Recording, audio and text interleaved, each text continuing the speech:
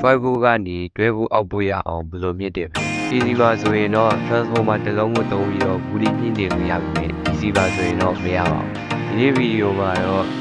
easy ဘူးလေးကိုမြင့်တင်ပြီးတဲ့ step up circuit အကြောင်းကို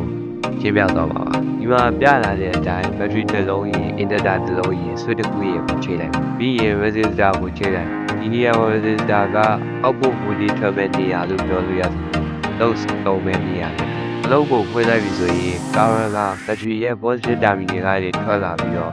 inverter ကိုဖြတ်ပြီး negative terminal တွေကိုပြန်စီးသွားတယ်။အဲ့ဒီအချိန်မှာ inverter ရဲ့ current ကမြင့်တက်လာပြီးတော့ electrical energy ကို magnetic energy ကိုပြောင်းပြီးတော့တိုးလောင်ထားလိုက်တယ်။အလုပ်ကိုပြန်ပိတ်လိုက်ပြီဆိုရင်အဲ့ဒီတိုးလောင်ထားတဲ့ energy ရော battery ရဲ့ body ရောက resistor ကိုဖြတ်ပြီးတော့စီးသွားတယ်။ဒီအချိန်တွေမှာဆိုရင် body ရဲ့ waveform ကဒီလိုပုံစံမျိုးဖြစ်နေတယ်။ဒီငိမ့်တဲ့ DC output တစ်ခုကိုလိုချင်တော့ diode တစ်လုံးနဲ့ capacitor တစ်လုံးကိုထပ်သုံးဖို့လိုလာပါပြီ။ capacitor ကိုတော့နောက်ထပ် energy တွေထပ်တိုးလောင်ဖို့အတွက်သုံးပြီးတော့ diode ကိုတော့ unidirectional current တွေကိုသိစေဖို့အတွက်သုံး။ဒါဆိုရင်တော့ Usion နဲ့ step up circuit ပုံစံလေးရတော့ပြီးပါပြီ။တကယ်လက်တွေ့ circuit တွေမှာတော့ဒီ switch ကိုမသုံးဘဲနဲ့ transistor ကို switch တစ်ခုအဖြစ်သုံးပြီးတာပါ။တော့အနေနဲ့ electronic ကိုစိတ်ဝင်စားတဲ့